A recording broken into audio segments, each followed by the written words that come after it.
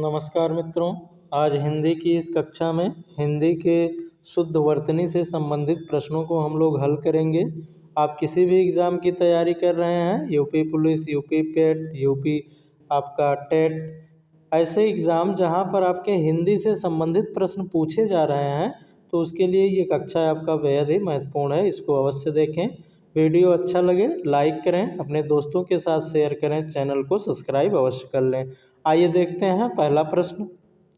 पहला प्रश्न है, शुद्ध वर्तनी का चयन कीजिए। शुद्ध वर्तनी का चयन यहाँ पर आपको अन्वेषण किस प्रकार से लिखा जाएगा, इसका हमें चयन यहाँ पर करना है। तो देखते हैं, अन्वेषण जो सही लिखा गया है वो आपका सी वाले ऑप्शन में सही मिलेगा। ठीक है, ए वाला नहीं सही है, बी भी नहीं सही है, आपका सी वाला ऑप्शन यहाँ पर सही हो जाता है। तो अन्वेषण इस प्रकार से आपका लिखा जाता है। आइए देखते हैं दूसरा प्रश्न। शुद्ध वर्तनी का चयन कीजिए। इसके अंतर्गत भी आपका जाह्नवी शब्द कैसे लिखा जाता है, इसका हमें चयन करना है। तो देखेंगे इसमें भी आपका सी वाला ऑप्शन जो हो जाएगा वो सही होगा। इसमें पूरा हा रहेगा, आधा हा नहीं रहेगा। जैसे बी में देखेंगे हम लोग तो आधा हा लिखा हुआ है, तो इसमें पूरा हा इसमें हमें देखना है। ठीक है, तो यहाँ पर आपका सी वाला सही हो जाएगा। अगला देखते हैं, शुद्ध वर्तनी का चयन ही करना है। तीसरा प्रश्न है आपका, अधपतन कैसे लिखा जाता है। ये आपका बी वाला ऑप्शन इसके अंतर्गत सही हो जाता है। अधपतन होता है, ठीक है, अधोपतन नहीं लिखा जाता है। तो इसको हम लोग ध्यान रखेंगे। तो कभी कभी डी वाला भी हम लोग लगा देते हैं जो गलत हो जाता है। ठीक है, तो आपका बी वाला आंसर यहाँ पर सही हो जाएगा। चौथा प्रश्न देखते हैं, शुद्ध वर्तनी में सृष्टि किस प्रकार से लिखा जाता है, इसका चयन करना है। तो सृष्टि का जो शुद्ध वर्तनी है वो आपका बी के अंतर्गत मिल जाता है। तो बी वाला आंसर इसमें सही हो जाएगा।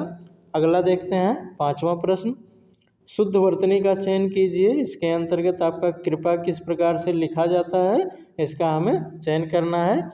तो ए वाला भी गलत है, आपका सी भी गलत है, डी भी, इसमें भी आपका बी क्या हो जाएगा, सही हो जाएगा। तो कृपया आपका ऐसे लिखा जाता है, इसको देख लेंगे। अगला देखेंगे, छठवां प्रश्न, शुद्ध वर्तनी का चयन कीजिए।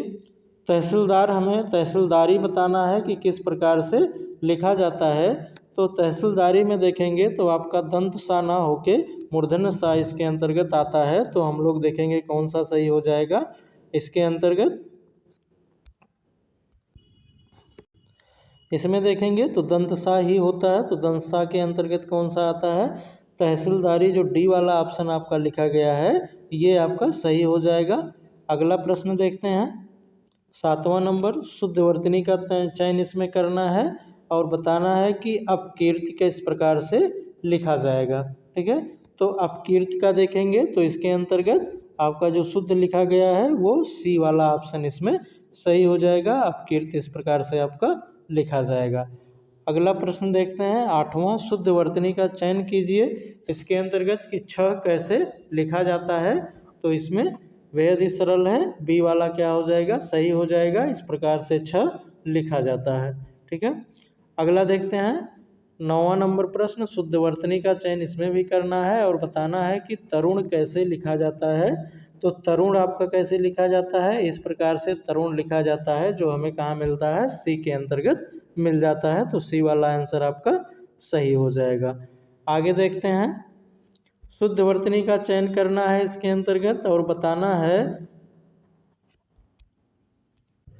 मुकूदनी किस प्रकार से लिखा जाता है, इसे हमें बताना है। तो देखेंगे मुकूदनी का जो सही आपका वर्तनी है वो कौन सा है, बी वाला यहाँ पर सही हो जाएगा। मुकूदनी में आपका दोनों जो होगा वो हर्ष ऊ होगा, दीर्घी ऊ इसमें नहीं होगा। इसको याद रखेंगे। कभी कभी मुकूदनी कह देते हैं तो ये गलत होता है, डी वाला ये गलत हो जाएगा। तो बी वाला आपका सही होगा। अगला देखेंगे, शुद्ध वर्तनी का चयन करना है आपको और बताना है कि वर्तन किस प्रकार से लिखा जाता है। ठीक है, तो बर्तन का जो शुद्ध वर्तनी होता है वो बी वाला ऑप्शन यहाँ पर सही हो जाएगा। बर्तन इस प्रकार से आपका लिखा जाएगा। आगे देखते हैं, प्रधानमंत्री में मंत्रिमंडल की बैठक की अध्यक्षता की। तो मंत्रिमंडल किस प्रकार से लिखा जाना है, इसे हमें बताना है। तो मंत्रिमंडल में देखते हैं, दीर्घी ई नहीं होता है आपका, कौन सा होता है, लघु ई होता है, दीर्घी नहीं होता है, तो बी वाला इसके अंतर्गत सही हो जाएगा मंत्रिमंडल। ठीक है, यहाँ पर जो लिखा गया है ये भी शुद्ध आपका नहीं है, इसमें अड़ा होगा। ठीक है, तो इस प्रकार से ये ना के स्थान पर अड़ा हो जाएगा। तो मंत्रिमंडल में कौन सा ऑप्शन आपका सही हो जाएगा, बी वाला यहाँ पर सही हो जाएगा।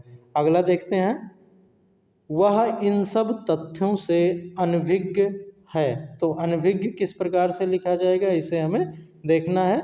तो अनभिज्ञ में देखेंगे वहाँ पे दीर्घी की मात्रा नहीं रहेगा, लघु की रहेगा और ज्ञ आपका लिखा जाएगा, तो सी वाला इसके अंतर्गत सही हो जाएगा, अनभिज्ञ यहाँ पर हो जाएगा। ठीक है, तो अनभिज्ञ इस प्रकार से आपका लिखा जा रहा है, तो इसे देखेंगे। अगला देखेंगे, स्वतंत्रता संग्राम में हजारों वीरों ने अपने प्राणों की आहुति दी। तो यहाँ पर स्वतंत्रता लिखा गया है, तो स्वतंत्र हमें बताना है कि किस प्रकार से लिखा जाएगा। ठीक है, तो स्वतंत्र क्या मतलब कैसे लिखा जाएगा आपका, तो यहाँ पर बी वाला ऑप्शन यहाँ सही हो जाएगा, स्वतंत्र इस प्रकार से आपका लिखा जाएगा। ठीक है, तो बी वाला आंसर इसमें सही हो जाएगा। अगला देखते हैं 15 नंबर, भारतीय समाज का पुनरुत्थान शिक्षा के विकास से है, संभव है। ठीक है, तो पुनरुत्थान कैसे लिखा जाएगा इसे हमें बताना है। तो पुनरुत्थान के अंतर्गत देखेंगे कौन सा ऑप्शन सही हो जाएगा आपका, तो पुनरुत्थान होता है। ठीक है, पुनरुत्थान होता है, तो इसमें हमें पहला वाला ऑप्शन जो हो जाएगा वो मिल जाएगा, पुनरुत्थान। ठीक है, तो ये आपका सही होगा। 16 नंबर देखेंगे, युधिष्ठिर लिखा गया है, सबसे बड़े पांडव थे, तो युधिष्ठिर यहाँ बताना है कि इस प्रकार से युधिष्ठिर का सही जो है वर्तनी वो कौन सा होगा। ठीक है, तो युधिष्ठिर नहीं होगा, ये तो गलत लिखा हुआ है, युधिष्ठिर बताना है, तो ए वाला ऑप्शन आपका सही हो जाएगा। ये कई बार आपका एग्जाम में पूछा गया है। अगला देखेंगे, अनुशासन के अभाव में विद्यार्थियों में उच्च श्रृंखला यहाँ पर लिखना है, तो उच्च श्रृंखला ये गलत लिखा हुआ है, आती है। तो उच्च श्रृंखला कैसे लिखा जाएगा, तो कभी कभी उच्च श्रृंखला पढ़ देते हैं जो गलत हो जाता है, तो इसको पढ़ेंगे उच्च श्रृंखला। ठीक है, उच्च श्रृंखला जब पढ़ेंगे तो डी वाला ऑप्शन यहाँ क्या हो जाएगा आपका सही हो जाएगा। तो उच्च श्रृंखला कई बार एग्जाम में आपका पूछता है कि उच्च श्रृंखलता किस प्रकार से लिखा जाता है, तो यहाँ पर उच्च श्रृंखला इस प्रकार से आपका लिखा जाएगा। ठीक है, 18 के बाद आपका 18 नंबर देखते हैं, दिन व दिन रसायनों के अप्रत्याशित प्रभाव सामने आ रहे हैं। तो अप्रत्याशित किस प्रकार से शुद्ध लिखा जाएगा ये बताना है। ठीक है, तो इसमें देखेंगे अप्रत्याशित लिखा गया है जो गलत हो जाता है।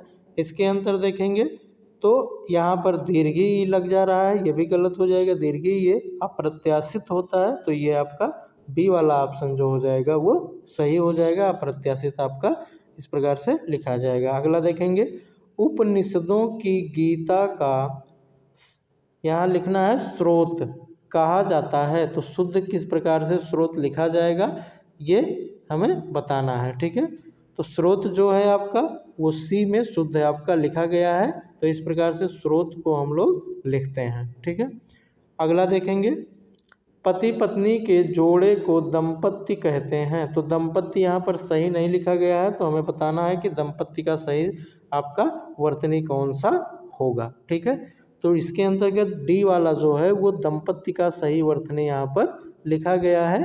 ठीक है, दीर्घी होता है लास्ट में, तो इसको ध्यान रखेंगे। इस प्रकार से आपका ये सेशन समाप्त होता है। वीडियो अच्छी लगी हो तो लाइक करें, शेयर करें और चैनल को सब्सक्राइब कर लें। धन्यवाद।